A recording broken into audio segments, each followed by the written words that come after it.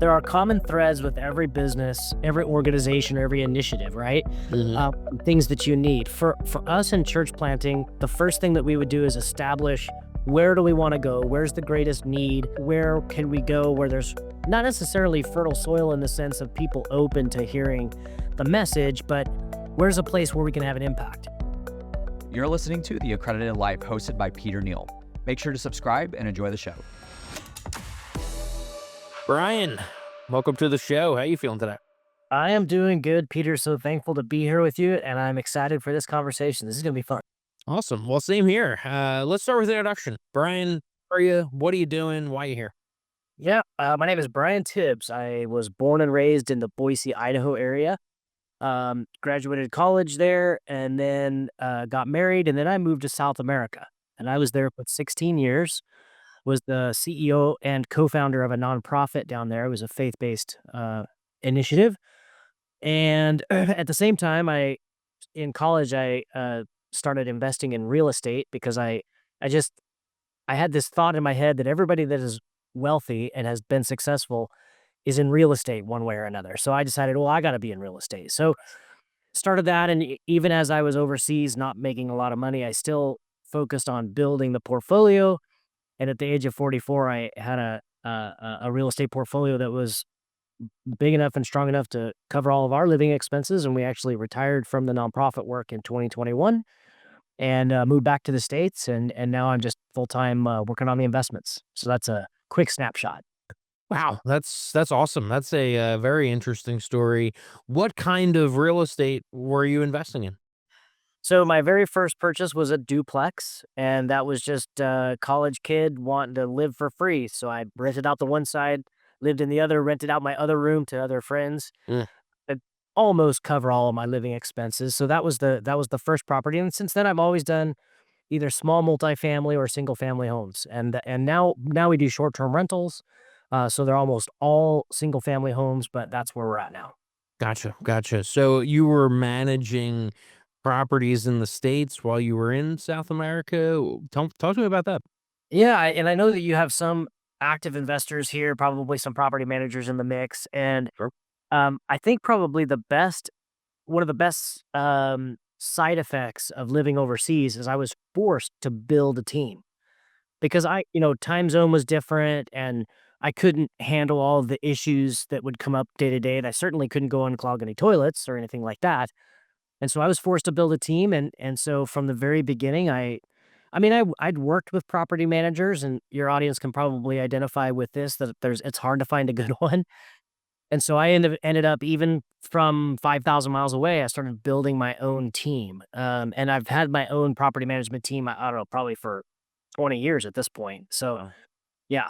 So are the players on the team, Brian? Like who do you need to have on the team to make things run smoothly and obviously run better than it did when you were just working with that one property manager? Yeah, in the very beginning, it literally was just one person, and then maybe they had another helper or something like that. Mhm. But now we have a team of 12 people. Our Nice. portfolio has grown. We're in 2 states. We have 45 units now. And so the makeup is kind of interesting. So we're actively adding properties. So I have an in-house interior designer that designs our new properties. Um, I have 4 people that live overseas, 5 people that live overseas. They're virtual assistants. Essentially, they do customer service or guest services. Um, and I have a caretaker in both cities. So essentially, a handyman in both cities, and then my personal assistant. So that's our team. Gotcha. Very nice. Talk to me about the transition to short-term rentals. Was it higher cash flow, better cash flow? What did that look like? What brought you into that space? Yeah, it's a fun story actually. My family was just coming back from, I guess it was Peru at the time. It was 2016, and because all of our homes were traditional rentals, we didn't have any place to stay when we came back. So we Mm. relied on friends and family. And there's this family that had an empty house that they were going to let us stay in. And we walk in at like 1 o'clock in the morning, and the house was flooded. So, we're like walking around in 2 inches of water throughout the house. So we ended up calling the owner, calling the plumber, and then went to a hotel and crashed. Wow. And I have five in my family, and so the next morning when I wake up, I'm looking at this just like this disaster in this hotel room. And I was like, we can't stay here for 3 weeks. We got to think of something else. And my wife said, "Hey, what's that? There's a site now that you can rent houses for a Mm, short term." yeah. Oh yeah, Airbnb. Okay, so I created an account and I logged in. And in the city of Boise, there were only 3 properties that were available that had more than 3 bedrooms, and they were all asking for like 150, $200 a night. And at first, my reaction was, "Oh, that's outrageous. How would you charge that much money?" And then I started thinking, "Wait a minute, how much am I getting per night for my apartment?" Yeah. And I was getting $60 a night or something like that, or $30 a night. Yeah, $30 a night is what I was getting. So that started getting my wheels turning, and I found a property manager. I flipped 3 of my units over. I had 15 or 17 at the time. I flipped 3 of them over just to test it. 3 months later, it was going so well, we flipped them all over, and we haven't looked back. So, Gotcha. and to answer your question, in the beginning anyway, I always kinda had the punchline was that short-term rents are double traditional rents and profits are triple. Mm. And that was kind of, I mean, as long as that continues to be the case and you can deal with the headache of dealing with short-term rentals, yeah, they do tend to produce more cash flow. Nice, nice. Talk to me about it. What's like? Does the property need to be in a specific location, or like was it just a coincidence that you had properties in your existing portfolio that is made sense for that? Do you think almost any property could work? When you've acquired new properties since, are you specifically looking for places that are going to be popular on Airbnb? Let's talk about that. Yeah, great question. In 2016, I don't think it really mattered. Um, Different time. it was so the market was so immature and so new, and the real thing was, is there enough demand? That was my biggest fear. Is there enough people that even know about this that they're going to rent my places? So, um, and when I started, I had what you would consider like starter homes, typical rentals that were not in flashy neighborhoods, not in great locations. Yeah, I had a fourplex that was all 2 bed, 2 bed, 2 bath, I think, and a couple of 3 bed, 2 bath units. Very basic linoleum countertops, carpet, and I eventually started to kind of recycle that stuff out to get nicer homes that would fit better within short-term rentals. Today, yes, I would say no, I don't think everything would work. If you already own property and you have a great mortgage payment, then you can probably make pretty much anything work. But if you're gonna go buy a new property today with today's home prices and interest rates, that's not guaranteed. So I'm looking for a very specific product that's in a B plus or better neighborhood. That is in the Phoenix, Arizona market. I'm looking for something that I can get for between 350 and 400,000. Okay. That I can do a substantial rehab on and get it to appraise for close to the $600,000 to $700,000 total. Hmm. That seems to be a sweet spot where I can get it to cash flow, in that kind of a location is important. You can't pay too much money or else you're gonna be stuck. Here in Phoenix, the summer is really rough. Nobody wants to come to Phoenix in the summer. Mm. And so if you've got a $5,000 a month mortgage, man, that's rough, Mm. June, July, and August. So that's why I try to keep the price a little bit lower, and we tend to do okay. Gotcha, gotcha. What's the demand driver for your properties at least? Like, why are people staying there? Yeah, so we intentionally have not tried to create, we're not trying to compete with the beach house or the Mm. Barbie, bachelorette house. We're not trying to be catering all to, travelers or to vacationers.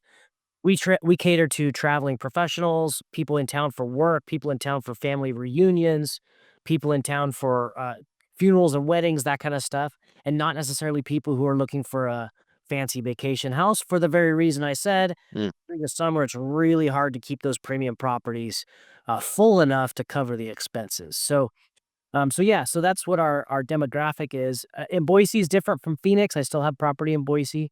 Okay. Uh, that one is definitely more. I'm coming to Boise for a specific reason. It's not a destination place, and so we have a lot more just get families passing through or workers that need a place to stay, that kind of stuff.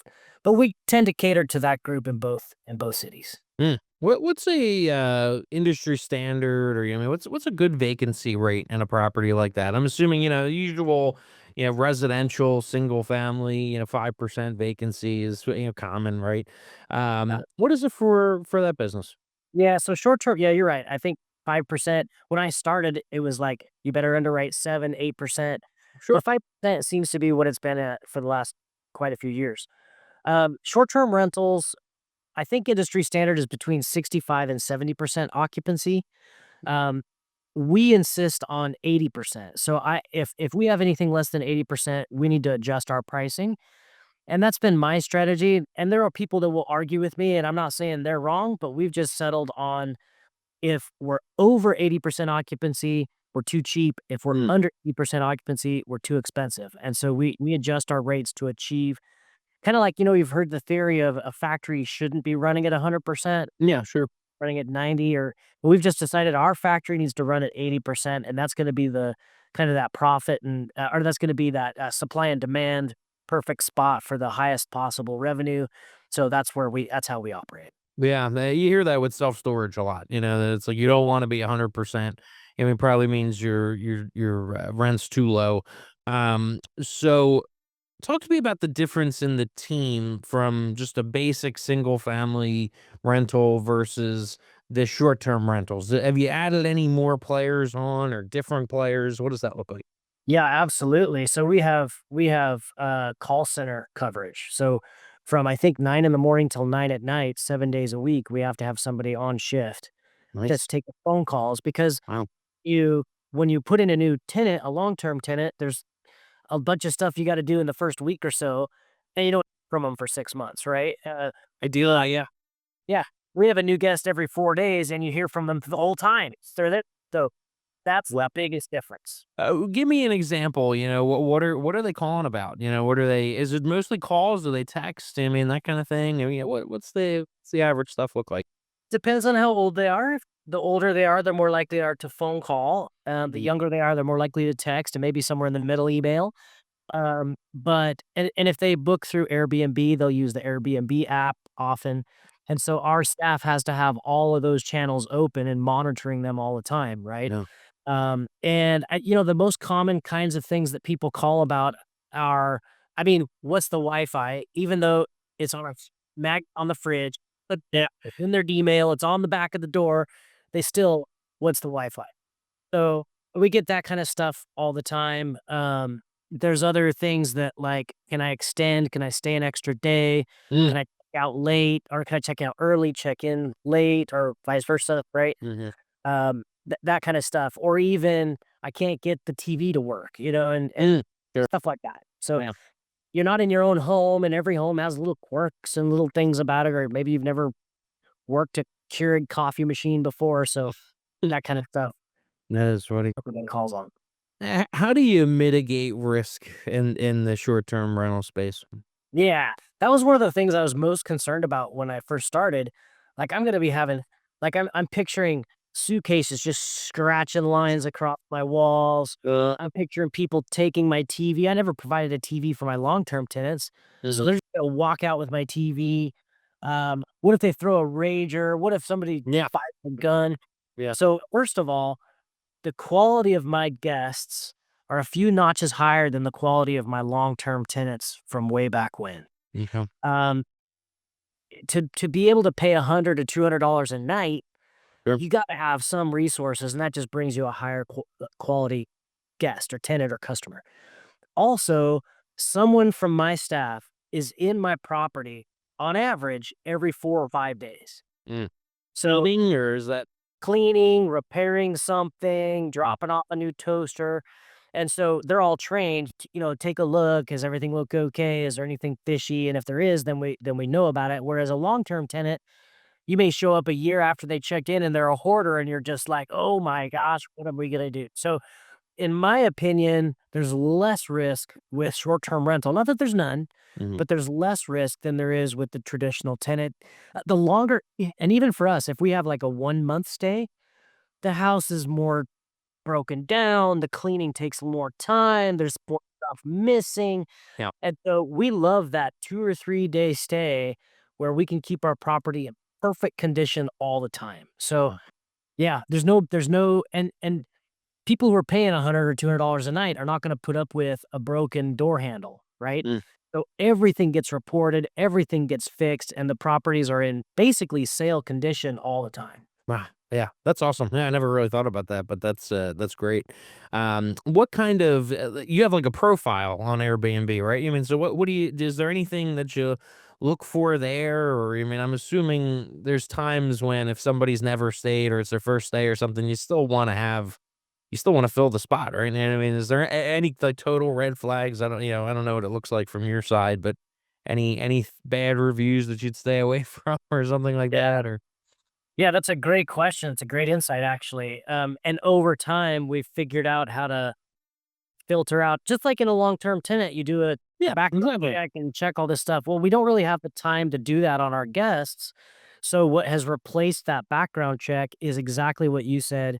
So in Airbnb, for example, we can say we're not even going to allow to rent to someone who doesn't have at least one stay on Airbnb. Mhm. We also require a valid government issued ID. We also match the credit card name with the ID name Mm, so that it's not somebody stealing somebody's credit card. We've had problems with that lately.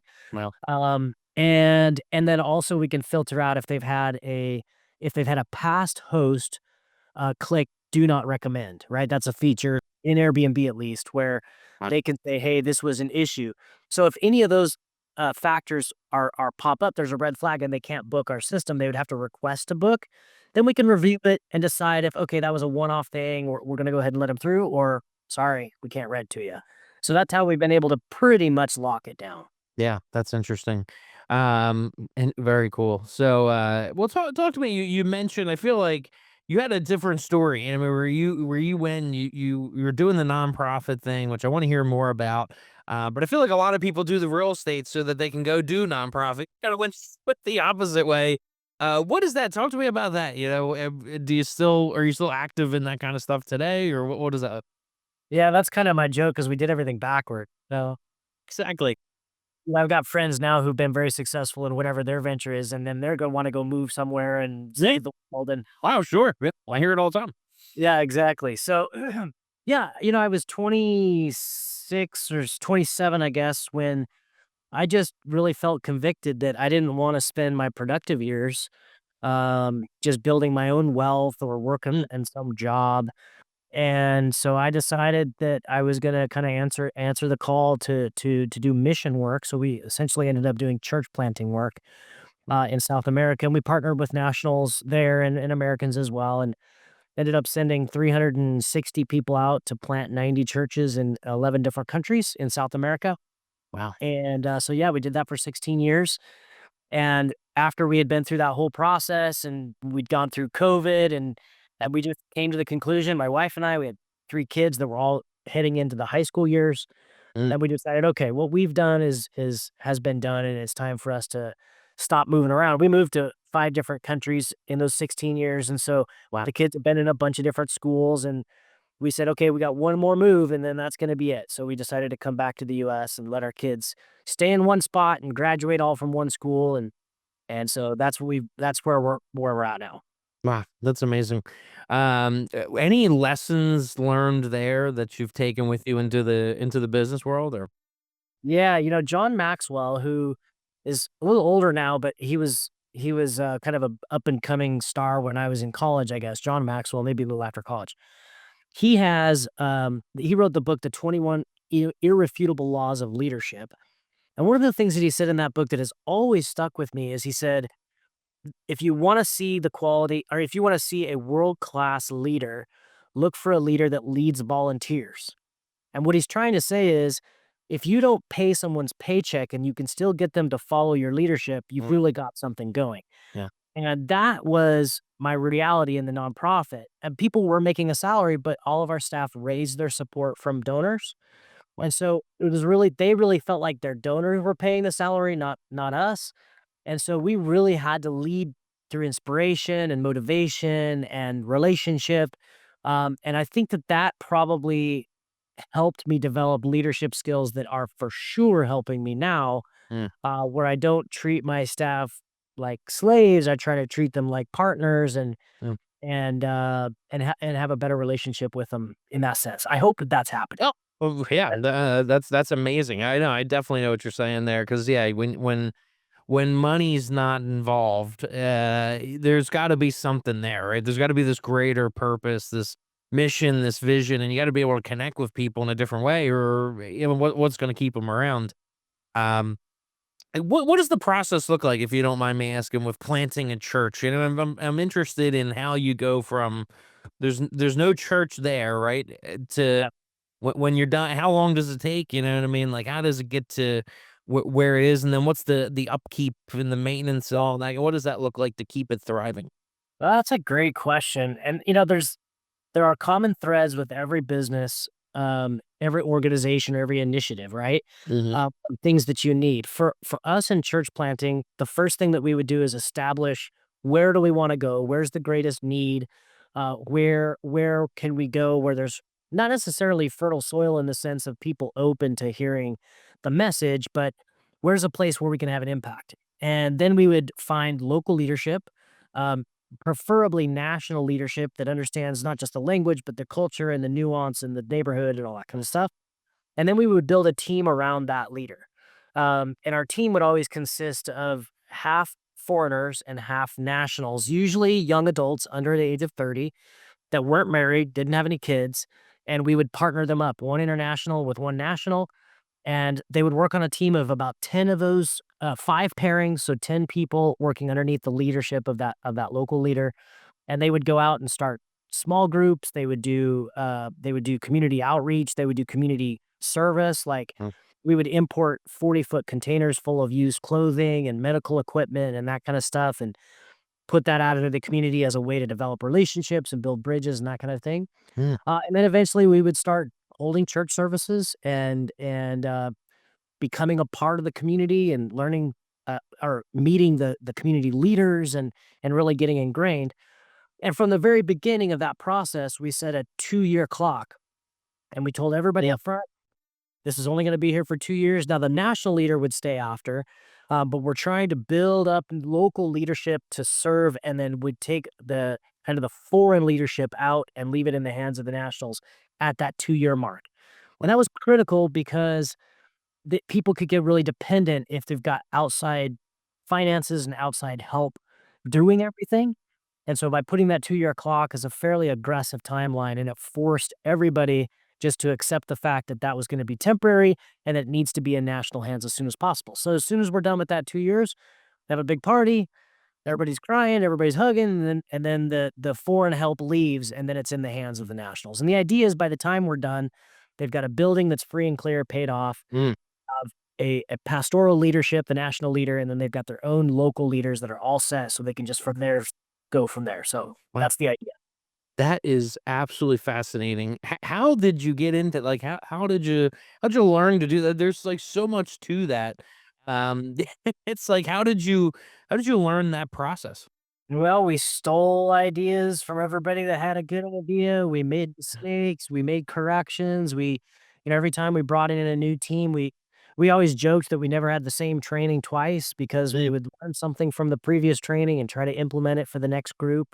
And like any organization that's growing and thriving, you're falling down and smacking your face on the ground, and you dust yourself off and figure out how to do it better and try to do a little bit better the next time. So, and what I just described to you was the very end of the process. The beginning, we had no clue, right? We just throw a bunch of people out there and try to make things happen and learn as we went. So, Wow, that's amazing. That's fascinating. And like, there sounds like there's a lot of things that you, I'm sure, took with you with into your business world, and into the team building, and the leadership side of it, and the management side, and all that kind of stuff.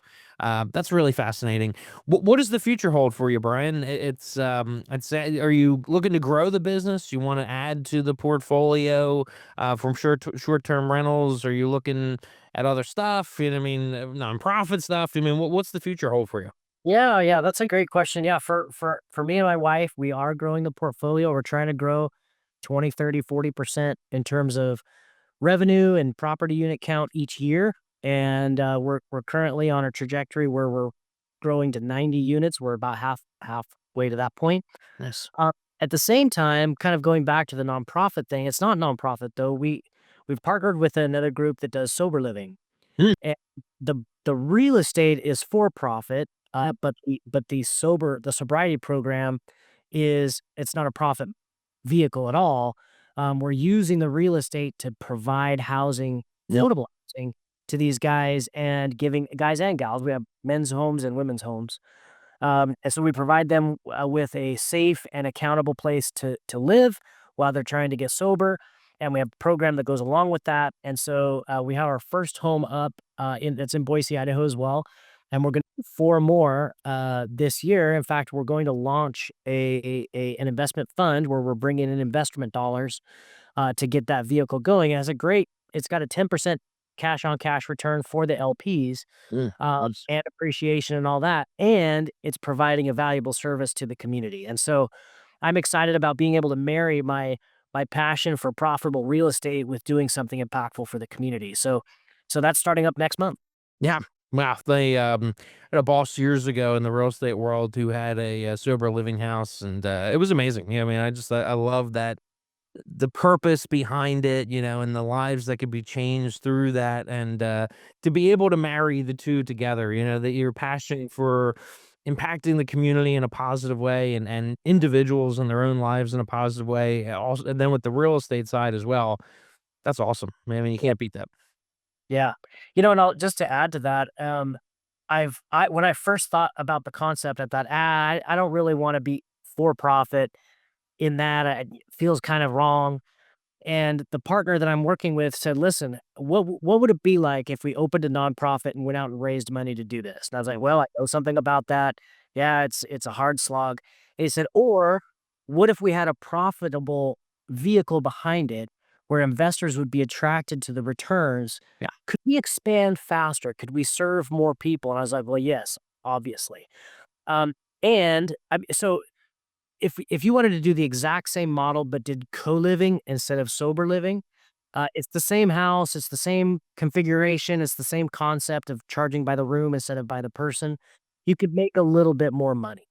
But we've decided, no, we want to do sober living because we do want to have that social aspect, but it is profitable. In fact, it's got better cash flow even than what I'm seeing in our short-term rental portfolio. So Sure.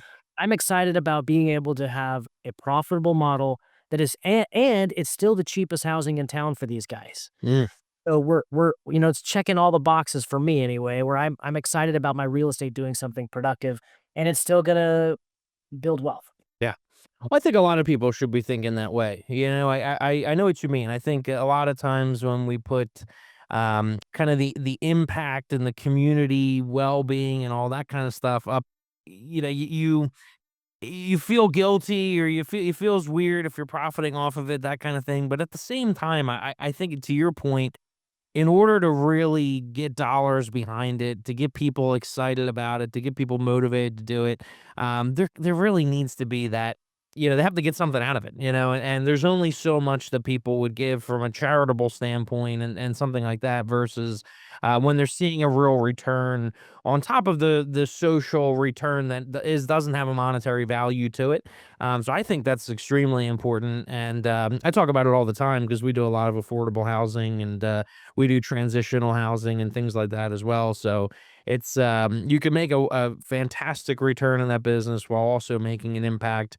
And at the end of the day, we need more of that all throughout the country in a lot of different levels, from the sober living to all. There's so many different homes and different styles that you can do, and make a fantastic return. And like you said, it provides, there's a different level of management to it, right? There's things that go along with that don't go along with other aspects. So you got to be passionate about it, right? You got to want to do it. But if you do, I think it can be a really amazing thing.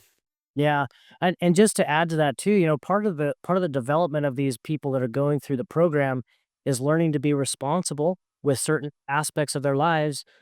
Having to make rent is a positive thing. Sure. It's the cheapest rent in town still, right? So it's not like we're fleecing anybody, but the act of having a job, holding back enough money that's where you can cover your rent, and a lot of these people have some subsidy from other programs anyway, Yeah, but all have a portion of the rent that they gotta pay, and I think that's a positive. So definitely. as long as you're not being abusive or neglectful, which there are instances of that out there, of people just throwing people in a house and they're just slap the label sober living on it. That's not what we're doing. We're actually trying to see life transformation, and we have structures in place where each house has its own accountability committee and all this kind of stuff, trying to really provide a great environment. So I think if you do it right, I think you can really have a great impact. And like you were saying, let's multiply this, let's scale this across and meet the need Yeah. that's there rather than waiting for the generosity of people to. I mean, and what are you going to do? You going to charge zero rent and raise all the money? That doesn't make sense either. So Yeah. Yeah, exactly. And to your point, it's not realistic either in the long run. You know what I mean? It's not teaching people exactly how the real world works and that kind of thing. So you mentioned raising capital for a fund like that. Are there other ways that you work with investors, like with the short term rental side of the business, or anything else? Or yeah, so we just launched our second investor fund back in March. It's already fully funded and underway. We'll probably do more in the future of those. So yeah, same thing that me and my GP team were running the day to day, and then we bring in limited investors to provide the capital. And like I said, we just launched our second fund in March, and then the sober living fund we're going to launch next month in May. awesome. Well, for people that want to learn more about that, get involved with you and what you're doing with short term rentals and the sober living and all that kind of stuff, how can they do that? Yeah, so I have a website called theunexpectedinvestor.com. So you can go there and you can reach me. I'm on social media, Unexpected Investor everywhere. And kind of the Unexpected Investor is I came first from the nonprofit side and into investing. And I like to work with people as well who don't see themselves as investors, but they're wanting to get out of that kind of the paycheck to paycheck trap. Mm, So that's what that website is for. And you also can just email me, Brian at myshorttermhome.com is my work email. So you could email me there as well. cool. Brian, well, this has been an amazing conversation. Absolutely love what you're doing and look forward to, keeping in touch with you and watching you on your journey here. You're doing some really amazing stuff. Thanks, man. I really appreciate it. This is a lot of fun. Nice to meet you, and hopefully there was something of value to the community here that's listening. Definitely. Thank you, Brian. You bet.